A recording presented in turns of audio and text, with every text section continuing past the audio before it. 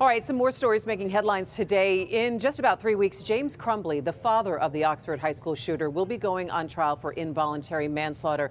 Those are the same charges that his wife Jennifer was just convicted of earlier this month. But the defense in this case doesn't believe that he can get a fair trial, and they're looking for a change of venue.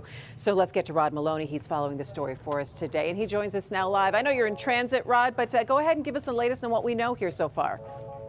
Sure, yeah, we're headed to Lansing for press conference, but yes, so I have in my hands here the pleadings from the attorney for James Crumbley. He basically is saying that yes, the Oxford shooting was a very tragic and emotional event, extremely sad for everybody, but it also has generated widespread inflammatory and sustained local media coverage, more so than the case of the shooter himself.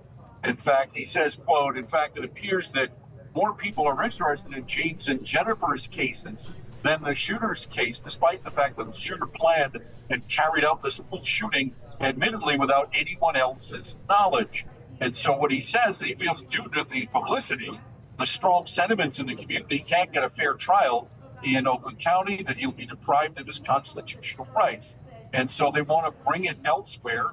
Essentially, they're asking for a trial in another county where they feel that the jury pool will not have been tainted by all of the media coverage. They cite press conferences and Today Show appearances by not only the prosecutor, but also the lead juror in the Jennifer Crumbley trial from just this past week. So it's a situation where they're asking for this, but this would not be the first time that James Crumbley's asked for a change of venue. Long before his wife was convicted of involuntary manslaughter, they together had asked for a change of venue back in June of 2022.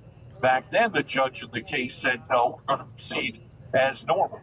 And so at this point, we've not heard from the prosecution, and it's likely to come up before the judge. The judge will have to make a decision on this.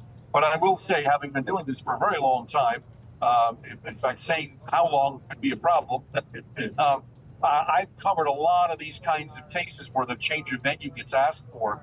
And even in cases where you might think it's obvious that they need one, they rarely ever get it. So we're going to have to see where the judge comes down on this, having already ruled once that they're not going to get a change of venue.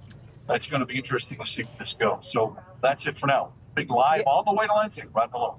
Yeah, all right, Rod, thanks so much. And I did speak to a couple of lawyers within the last couple of days looking at this change of venue question, and they said it is indeed a really tough thing. But if they were the defense attorneys, they'd ask for it as well. We'll continue to follow that for you.